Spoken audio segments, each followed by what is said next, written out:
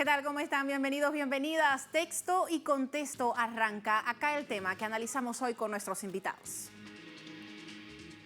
Analistas internacionales dan por hecho que los conflictos que se desarrollan actualmente en Ucrania, África, Palestina y Oriente Medio implican una situación militar a escala global y no dudan en calificarlo como una guerra mundial no declarada. A pesar del asedio y hostilidad de los miembros de la OTAN hacia Rusia y el acometimiento de un genocidio contra la población de Gaza por parte de las fuerzas sionistas apoyadas por Occidente, las Naciones Unidas no dan por sentado que estos frentes bélicos constituyen una realidad que supera los inicios y desarrollo de la Primera y Segunda Guerra Mundial. Así comenzamos nuestro espacio de hoy. Gracias por acompañarnos. Presento rápidamente a nuestros invitados. De este lado me acompaña María Fernando Barreto, analista internacional. Bienvenida, Mari. Gracias por estar acá. También estaremos conversando de este otro lado con Víctor Duarte, es historiador. Bienvenido, Víctor. Gracias por estar con nosotros. Y nos acompaña en nuestro programa Isabel Frangi. Gracias por estar acá. Es abogada y además analista internacional, especialista en temas de Medio Oriente. Vamos a comenzar con la primera pregunta general para nuestros tres invitados. ¿Cuáles son o digamos cuáles serían las condiciones que existen hoy que no existían o sí existían cuando sucedieron las dos grandes guerras, la Primera y la Segunda Guerra Mundial, tomando en cuenta que no son las mismas características y que no son las mismas formas de hacer guerra? Mari, comienzo contigo. Bienvenida. Hola. Bueno, lo primero que persiste es el sistema capitalista. Ese sistema capitalista generador de guerras que siempre está en una búsqueda permanente por expandir sus mercados y encontrar nuevas rutas y, por supuesto, encontrar nuevas fuentes de riqueza. Es decir, un sistema capitalista ansioso por robar las riquezas de otros países, por controlar el mundo para ello y por abrir nuevas rutas para su comercio. Eso subsiste y en este contexto también, igual que en el contexto de la llamada Segunda Guerra Mundial, porque bueno, eso sería otra cosa que habría que cuestionar, es también el contexto de una gran crisis capitalista y en este momento además una gran crisis imperialista. Así que creo que allí, en esa realidad que impone el sistema capitalista, encontramos el hilo conductor entre la situación de los principios del siglo XX y el principio del siglo XXI. Vamos a jalar la frase de María para ir contigo, Víctor, en relación con la gran crisis del capitalismo. Hoy estamos habitando también una gran crisis del capitalismo. ¿Cuál es la respuesta que da el capitalismo ante esa supuesta gran crisis o ante esa pérdida de hegemonía? ¿Cómo lo podríamos analizar desde la perspectiva histórica? Bueno, desde la historia nosotros hemos visto desde mediados del siglo pasado, de los 50 para acá, una perspectiva bélica donde el avance tecnológico del armamento ha sido bastante persecutivo y eso ha hecho que en este contexto se vean en los escenarios actuales a reducir esa industria armamentista y eso puede ser algo muy apresurado para el capitalismo ya que es peligroso. Entonces, ese contexto hay que tomarlo en cuenta, esa avanzada en tanto a la tecnología armamentista, la cual nos pone bastante en unos límites muy peligrosos hacia posiblemente tener esa tercera guerra mundial que uno no espera. La llamada Tercera Guerra Mundial es motivo para diálogo en muchos espacios, Isabel. También y fundamentalmente porque hoy se establecen otros modos de hacer guerra. Guerra desde la perspectiva económica, guerra desde la perspectiva territorial y también desde la posición de no aceptar que existan otra forma de hacer relaciones bilaterales, otra forma de hacer un mundo que no sea un mundo unipolar, sino que pueda haber diversos espacios en este mundo y se entienda de forma distinta. ¿Cómo lo analizas tú también tomando en cuenta lo que ahora mismo está sucediendo en Oriente Medio? Bueno, nosotros tenemos que entender y comparto la opinión y lo que viene a exponer mi amiga María Fernanda en cuanto a las crisis, principalmente crisis económica. Los ciclos de crisis económicos son la pauta y el hito de antes y después.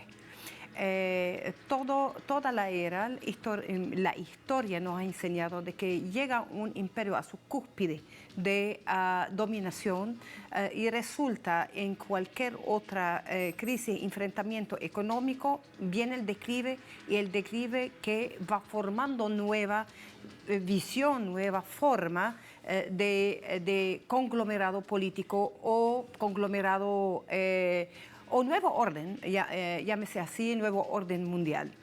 Pero estas son las variables, la constante que nosotros estamos viendo siempre. El lineamiento o el punto en común es lo económico.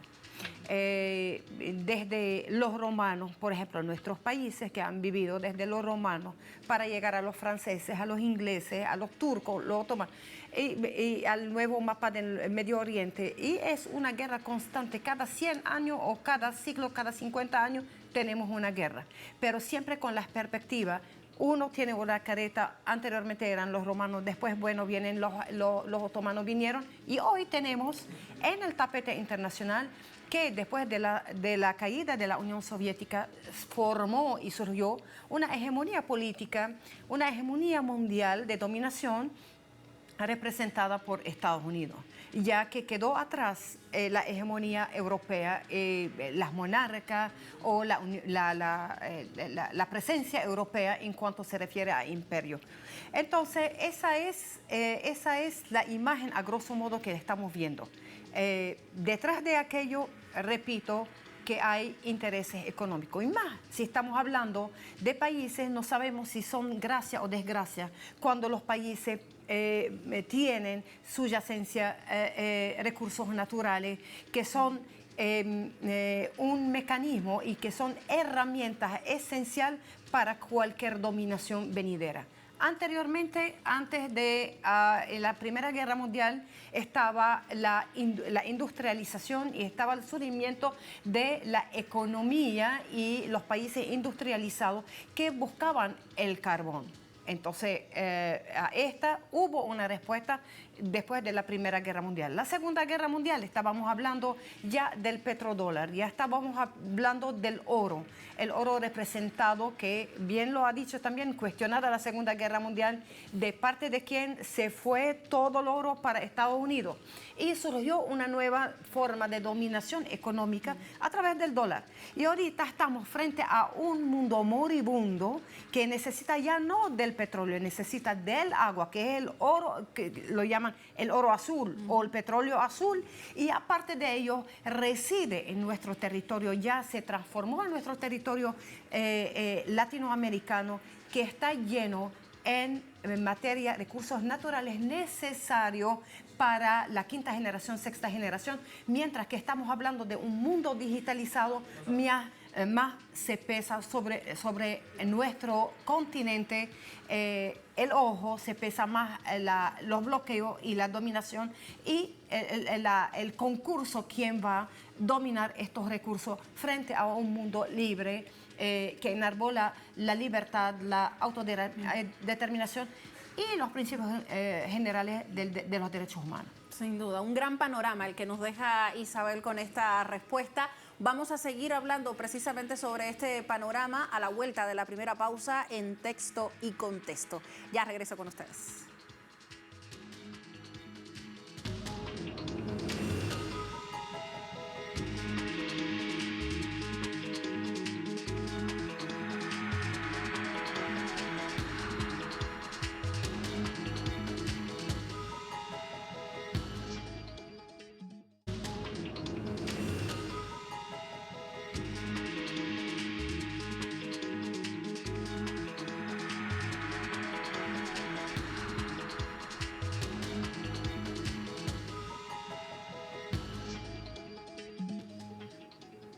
Regresamos luego de este amplio contexto que nos había dejado Isabel en relación a digamos, lo que está detrás de las guerras, a esa necesidad de seguir peleando por los recursos naturales, decía Isabel, hoy es el agua.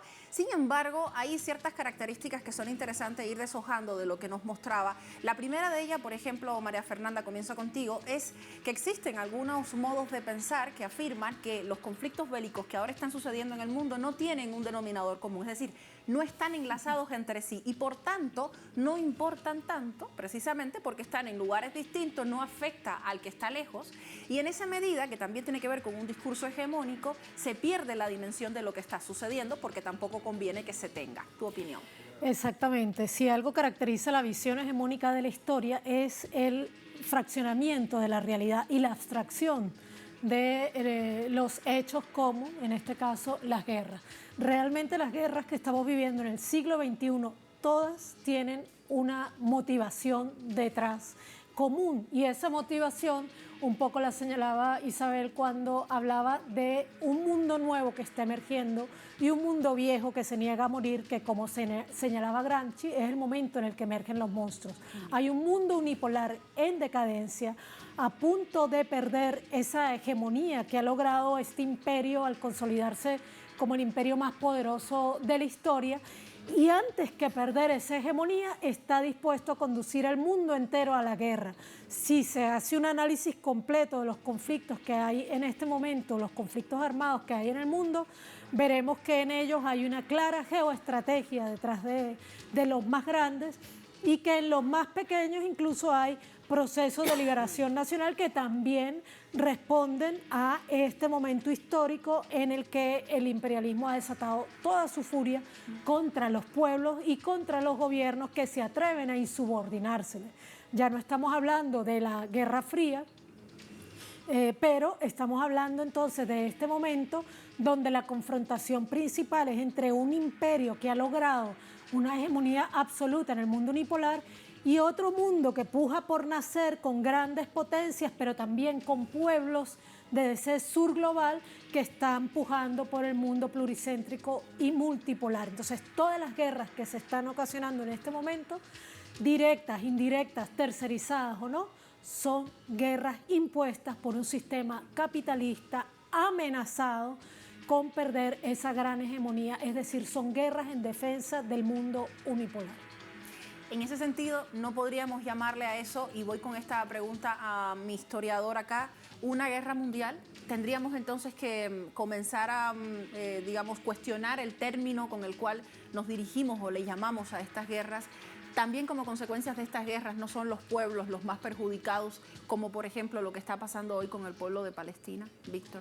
Sí, ahí se puede ver que localmente hay un perjuicio, por lo menos el caso de Palestina, de Gaza, en donde esa afectación se viene dando como producto de ese proceso de un imperio herido, el cual es muy peligroso, porque para hablar de una guerra, por lo menos de mundial, estamos hablando de una guerra atómica, nuclear, es la definición, pero vemos que estos escenarios que se vienen dando cambian esa forma de ver la guerra como si la comparamos a la Segunda Guerra Mundial. Ya no se ven esos ejércitos invadiendo otro país o esa maquinaria por una flota de navíos o por una flota aérea que vayan a invadir un país. No lo vemos como tal, sino simplemente vemos cómo la tecnología, a través de los drones o a través de misiles dirigidos, la velocidad de los aviones también, que van a cambiar ese contexto. Entonces, la Tercera Guerra Mundial no la podemos ver como una destrucción masiva, sino la podemos ir viendo con estos hechos, estos escenarios, aunque se ven aislados, son peligrosos porque rayan en el límite.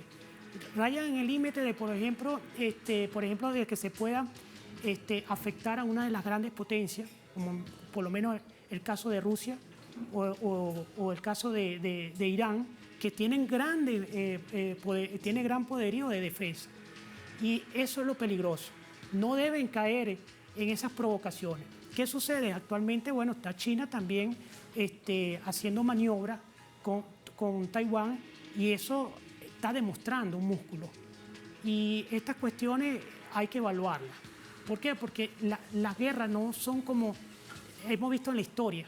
Ya desde el año 50 para acá, con la Guerra Fría, que como dice María Fernanda, se puede ver el cambio de estrategias, tácticas también para desarrollar una guerra. Por lo menos esa guerra tuvo bastantes años, desde los años 50 hasta principios de los 90, cuando cae la Unión Soviética. Ahí podemos ver que no hubo esa confrontación como en la Segunda Guerra Mundial, pero sí hubieron escenarios, por lo menos la guerra de Corea, la de Vietnam y otras guerras que sí hubo esa confrontación. Actualmente la estamos viendo también en diferentes localidades.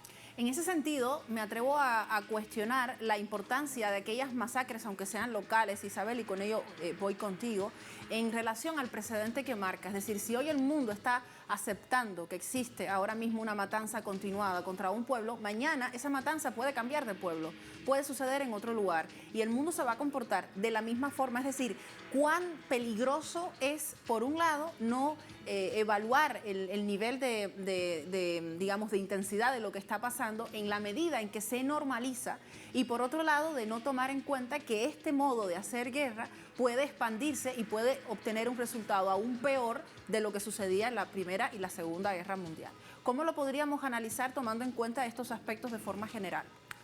Bueno, el criminal no mide ser humano, el que mide daños colaterales que afectan sus propios intereses.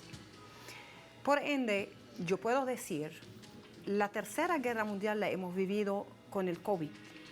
Cuando hubo un mundo, se trazó una forma mundial, una nueva era de ver todo lo que está sucediendo en el mundo y puso un hito hasta de tus hábitos diarios se han cambiado. Ya pasaste de una era normal, una era de costumbres cotidianas que te lo hacía. Desde allí se cambió en una era más dependiente de lo digital, ¿verdad? Bien.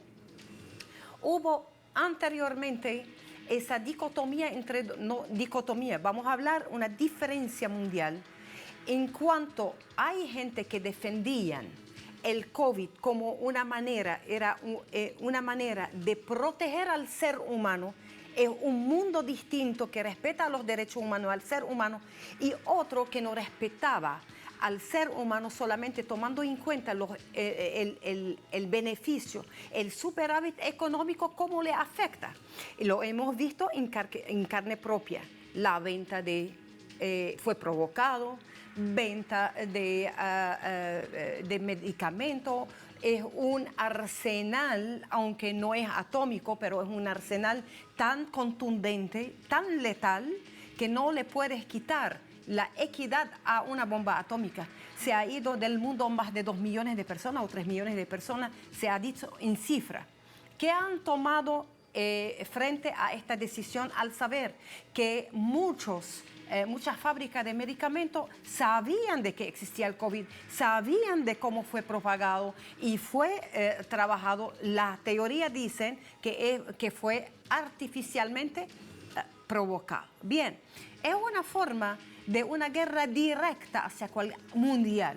Yo digo, desde allí se está entendiendo que estamos enfrentando una nueva era, una nueva guerra. Allí está la guerra ya contenida. Esa es la primera aseveración que quiero dejar, Isabel, y te interrumpo porque precisamente la última pregunta para los tres es si estamos o no frente a una guerra mundial. Y yo creo que con tu sí, pero respuesta... vamos para cerrar esta idea.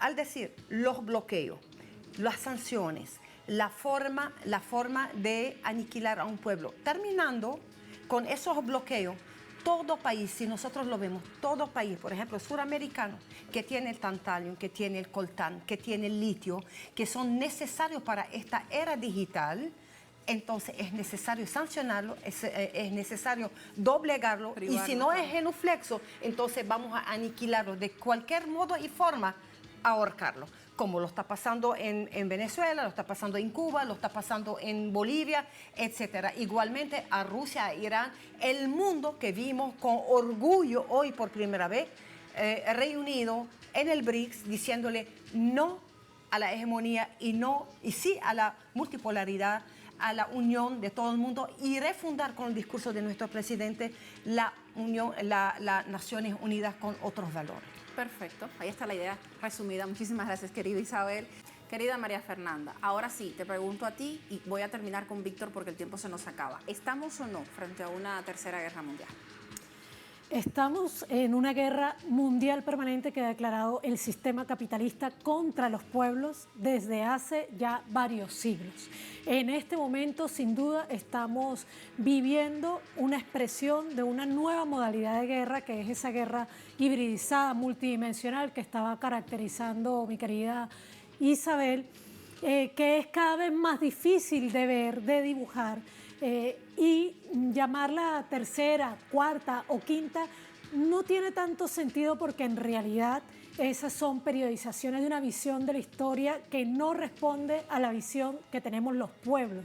Lo que sí es cierto es que estamos en un momento muy grave para la humanidad, donde todos los conflictos que estamos viviendo, entre ellos ese que tiene como teatro de operaciones Ucrania y ese brutal genocidio que está cometiendo el sionismo en Palestina y lo que está por venir en la región del Indo-Pacífico, todo tiene que ver con un sistema capitalista en crisis, con un apetito insaciable dispuesto a conducir el mundo entero a la guerra con tal de defender su dominio, su hegemonía absoluta. Mientras haya capitalismo, habrá guerras. Muchísimas gracias, María Fernanda. Víctor, brevemente contigo. Sí, los escenarios que se están planteando ahorita a nivel mundial pueden considerarse como signos de una guerra mundial, aunque son locales los escenarios.